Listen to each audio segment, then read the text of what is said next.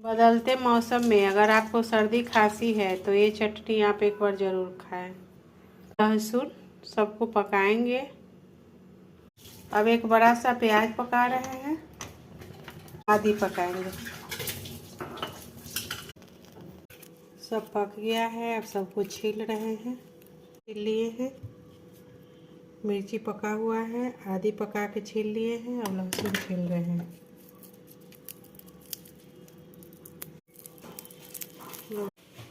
अब सबको छील के काट लिए हैं। अब पीसेंगे।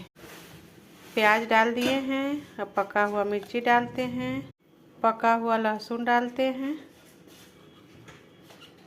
पका हुआ अदरक डालते हैं जो पकाए थे, काट के छील लिए थे। थोड़ा सा काला नमक डालते हैं स्वाद अनुसार काला नमक, थोड़ा सा पानी। देखिए दोस्तों, चटनी तो पिसा गया है। थोड़ा सा नींबू गाड़ देते हैं।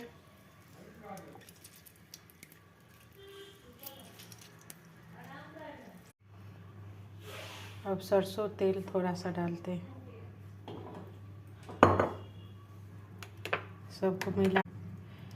हम जिसको सर्दी खांसी है उसको दीजिए शाम सुबह, दवा खाने का ज़रूरत ही नहीं पड़ेगा।